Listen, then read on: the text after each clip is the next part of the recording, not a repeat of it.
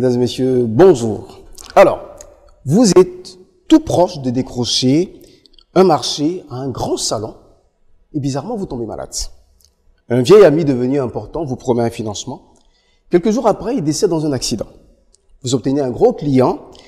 Au moment de la conclusion du contrat, le responsable devant conclure l'accord est remplacé par une autre personne qui refuse. Alors, il n'y a pas 1000 raisons pour comprendre qu'il y a quelque chose qui ne va pas. Il y a quelque chose qui tourne rond. Pourquoi c'est vous qui êtes visé au moment où vous avez le plus besoin de réussir et d'accomplir vos projets? Mesdames et messieurs, ensemble, nous sommes dans Réussite, votre magazine qui vous permet de comprendre les enjeux de la vie spirituelle, qui vous permet de réussir grâce à la main de Dieu. Je suis avec le pasteur Honora Kodjo, qui est consultant sur ce plateau, qui nous aide à comprendre à la lumière de la parole de Dieu comment réussir grâce à la main de Dieu, mais surtout comment éviter les pièges de la sorcellerie dans les affaires et dans l'entreprise. Bonjour pasteur. Bonjour. Je suis très heureux de vous recevoir. Partagez-moi aussi. Parce que nous allons surtout, en abordant ce thème, nous appuyer sur un verset, Luc 10, verset 19. Dieu nous a donné le pouvoir de marcher sur les serpents et les scorpions et de renverser toute la puissance de l'ennemi.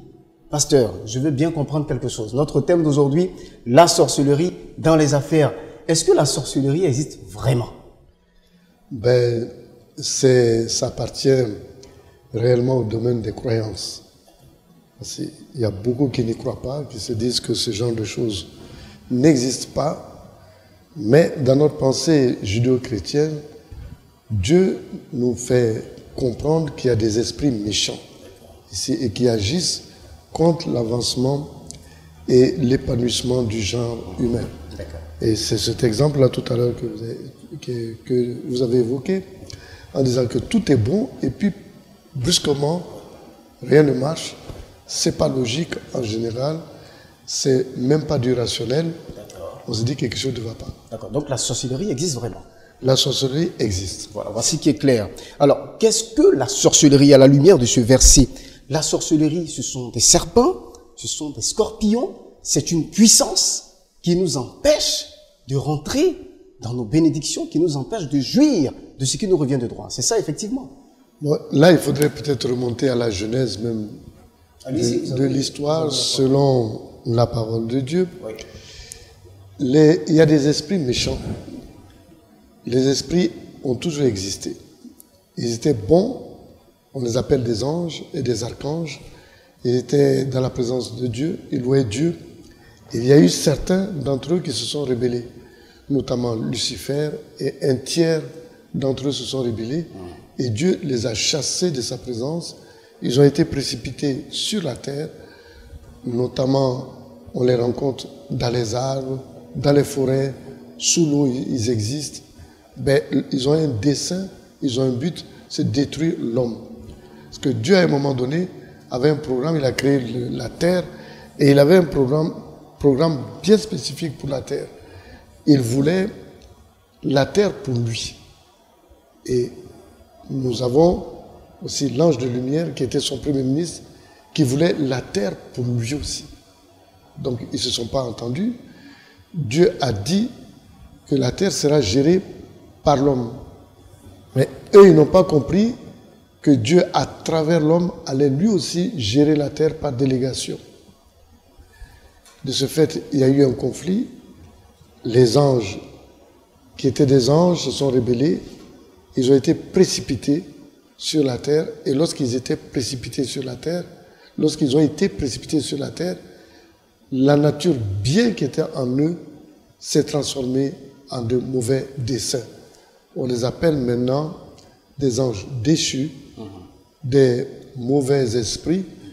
Ils œuvrent pour détruire l'homme, détruire les programmes de l'homme, et ils sont engagés dans une guerre totale contre l'homme. Il faut s'en méfier, et c'est la Bible qui nous révèle ça. La Bible nous dit que ces esprits-là existent. La Bible nous le dit. Et nous qui sommes croyants, nous constatons que ces esprits existent. Dans le développement et le cours de l'histoire, il y a des choses qui présentent des embûches qui sont d'ordre surnaturel, qu'on n'arrive pas bien à expliquer. C'est leur œuvre leur funeste œuvre et même leur dessein contre l'humanité, et même qui se traduit par des mauvaises œuvres, par des chutes, des échecs des hommes, des morts prématurées, des divorces. Ils font tout cela. Mais il faut comprendre, Paul les a mentionnés dans la Bible. La Bible nous dit, dans le livre d'Éphésiens, au chapitre 6, à partir du verset 12, la Bible nous atteste que, car nous n'avons pas à lutter contre la chair et le sang. Donc, on n'a pas à lutter contre ton frère. Non. Mais contre les dominations, contre les autorités, contre les princes de ce monde des ténèbres, contre les esprits méchants dans les lieux célestes. Donc, c'est une lutte perpétuelle entre l'homme et les esprits méchants. Nous voyons ici qu'ils sont organisés. Amen. Ils sont très, très organisés parce qu'il y a des autorités, il y a des princes, ils ont une structure aussi, amen, qui leur permet de bien avancer. Dans la mesure où on ne les voit pas, ils ont une force de frappe incroyable. Et dans l'entreprise, ils commettent beaucoup de dégâts et beaucoup de méfaits. Aujourd'hui, on est arrivé à un moment donné où l'homme se méfie de son frère, parce qu'on dit qu'il est sorcier. Beaucoup d'hommes se méfient d'entreprendre, parce qu'on dit que si tu n'as pas une couverture, tu entreprends, tu vas perdre. Donc la sorcellerie est grave. Ok. Oui, mais c'est évidemment l'objet de notre réunion, de notre émission de ce jour. Alors, pasteur, dans une entreprise ou alors dans une affaire, comment reconnaître la manifestation de la sorcellerie? Ben, je pense que c'est tout ce qui est un peu contre nature, hein. Un déroulement net, et puis on trouve qu'il y a quelque chose qui ne va pas. Il faut vraiment s'adresser à l'église, on peut prier et on découvre après le poteau rose. C'est Dieu qui nous a équipés par rapport au verset de Luc 10, 19, et c'est Dieu qui nous révèle que ce monde funeste marche contre nous. Alors, si vous avez une personne que vous avez épousée, avant le mariage, tout va bien. Le jour du mariage, il y a rupture. C'est pas normal. On peut se dire que c'est pas du tout normal. Voici. Que tu donnes tout ce qu'on demande comme pièce, comme preuve à une banque pour te donner un prêt, que tout aille bien. Et le jour J, on t'appelle pour dire non, nous sommes désolés. Le mot désolé provient de quelque chose qui n'est pas normal. Donc ça peut provenir des esprits méchants. Ils agissent sur l'homme et sur la pensée de l'individu. Puisqu'ils sont invisibles, ils ne se présentent pas directement, mais ils agissent sur la pensée. Ils arrivent à changer ta pensée, à changer ton opinion. Et ça, vous constatez que au lieu qu'on signe ton crédit ne sera pas signé. Au dernier moment, le directeur se ravise. Les causes, bon, nous ne sommes pas très sûrs. Bon, vous n'êtes pas très sûr, mais monsieur, vous m'avez demandé de vous fournir toutes les pièces, toutes les garanties, vous les avez. Ah oui, on a les garanties, mais c'est-à-dire qu'il faut que... Bon, là, c'est pas bon. On se dit que quelque chose ne va plus, c'est un domaine surnaturel qui agit, ce sont des esprits méchants, et il faut faire attention. Et nous qui sommes croyants, nous pensons qu'il faut passer à une autre étape pour pouvoir les contrecarrer et les chasser, afin que le monsieur se retrouve et que le contrat soit signé. D'accord. Donc moi j'ai bien compris, hein, c'est-à-dire tout ce qui relève de l'anormal, lorsque vous remplissez certains critères pour avoir accès à une certaine étape de votre vie, de votre projet, et que en principe vous devez réussir et que vous ne réussissez pas. Je pense tout de suite à ceux qui ont passé les différents examens, notamment le bac. Hein, pour un élève, hein, ça je sors un peu du cadre, pour un élève franchement qui était brillant et qui se retrouve non admis, on peut se dire que quelque part il y a une main noire, quelque part il y a la sorcellerie. On a bien compris. Alors pasteur, je voudrais aussi comprendre quelque chose. C'est vrai que la sorcellerie existe à partir de l'exemple que vous avez donné, Mais il pourra avoir également on pourrait également remarquer que le cours de la vie, le cours des événements peut être aussi normal. Parce que si vous avez, par exemple, réussi je dirais, à un appel d'offres, il se pourrait qu'avant de réussir à cet appel d'offres, vous ayez échoué, et puis après vous ayez réussi. Ça peut ne pas être forcément également une cause venant de la sorcellerie. Alors, comment faire la différence entre ce qui vient de la sorcellerie et ce qui n'est pas lié à la sorcellerie? Ben la sorcellerie, c'est du domaine surnaturel. C'est-à-dire quelque chose qui va contre nature. Par exemple, on ne peut pas dire que tout est sorcellerie, il y a des échecs dus à une mauvaise préparation, à un contexte qui est là, et puis bon, ça peut être économique, cause de société, il y a plusieurs causes qui peuvent amener un contrat, un projet à ne pas voir le jour. Mais quand tout est en place, et qu'en principe ça doit marcher, et que ça ne marche pas, en ce moment on peut penser à la sorcellerie, on peut penser à ces esprits méchants qui sont là aujourd'hui. Aujourd'hui, vu que nous sommes dans une société, disons, matérialiste, on se croit beaucoup à la matière, bon, on est un peu plus rationnel, beaucoup ne croient pas à ce genre de choses. Parce que les esprits, on ne les voit pas, mais ils agissent. Puisque nous-mêmes, nous sommes esprits. On ne sait pas qu'on est esprit, puisqu'on ne voit pas notre âme et on ne voit pas notre esprit.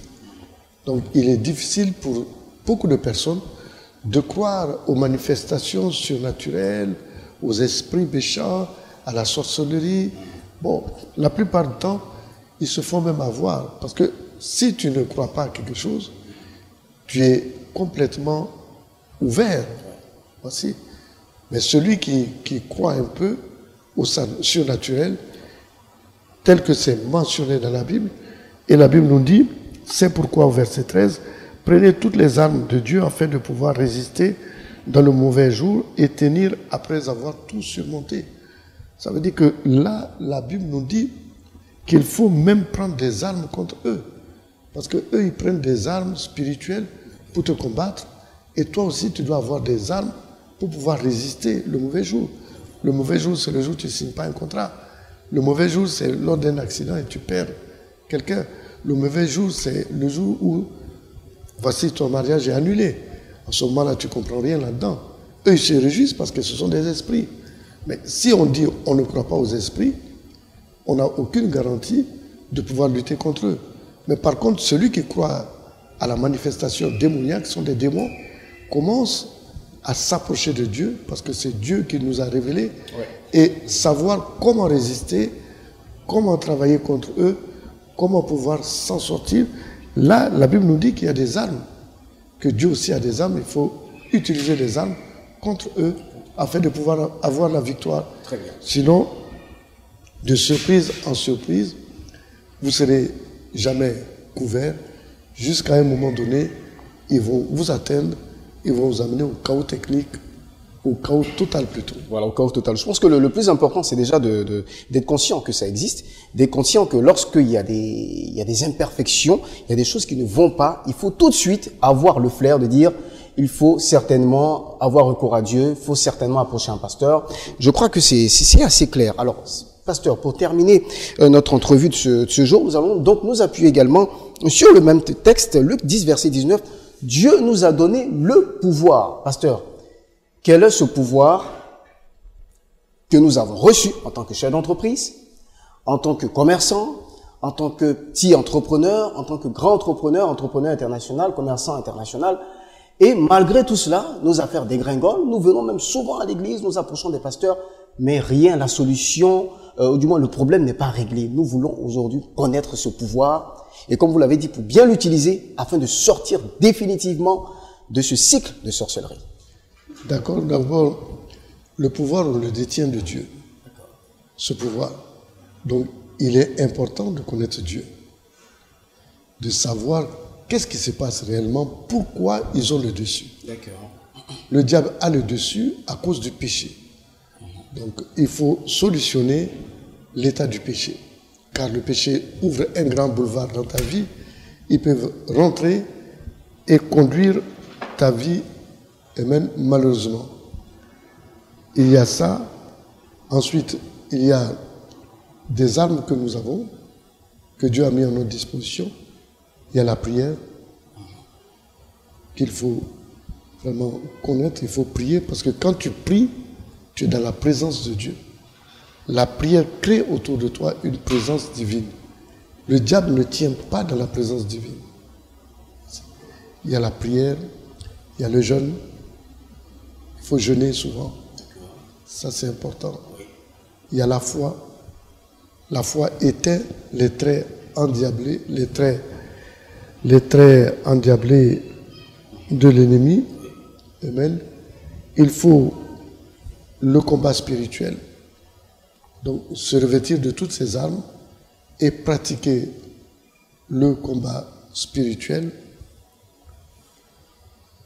Il y a l'amour. Le diable n'aime pas du tout l'amour. Quand on manifeste l'amour autour de nous, ça amène à déséquilibrer complètement tous les plans de l'ennemi. Il y a l'amour. J'ai parlé du jeûne. Oui, vous en avez déjà parlé. Voici, j'ai parlé du jeûne. Il y a le fait d'être charitable, de savoir donner à l'Église. Il y a ça. La présence divine, il faut la requérir, donc il faut venir à l'Église. Souvent, il faut venir à l'Église. Bon, quand même, il y a une gamme de choses, d'outils qu'il faut pratiquer, amen, qui débouchent sur un pouvoir qui te sera transmis. Bon, le pouvoir, ce n'est pas une calache, malheureusement. C'est une calache spirituelle. Oui, c'est une calache. Le pouvoir t'amène à devenir chrétien. Le pouvoir dont Luc 10, 19 parle, vous emmène à sortir définitivement de la sorcellerie. Franchement, j'espère que vous avez été nombreux à nous suivre. Le pasteur a dévoilé les armes, les moyens pour sortir de la sorcellerie. Franchement, si vous avez des problèmes dans vos entreprises, que ça ne va pas, aucune solution depuis 1 an, 2 ans, je vous invite en tout cas à vous abonner à notre, à notre page sur YouTube, sur TikTok, etc. et d'être fidèle parce que ce programme vous a montré comment sortir vos affaires de la sorcellerie. Et c'est comme ça chaque semaine avec le pasteur Nora Kodio qui nous a gratifié de révélations, d'une très belle prestation et qui nous a permis de découvrir les armes pour sortir de la précarité, pour sortir de la difficulté et pour être vainqueur avec Dieu. Merci de nous avoir suivis. Rendez-vous la semaine prochaine et puis vous serez avec le pasteur le 28 à l'hôtel Tiama pour une prestation haut de gamme, haut de vol, pour vous révéler les secrets pour réussir dans le monde de l'entreprise, être excellent et surtout être à la tête. Que Dieu vous bénisse. À la semaine prochaine.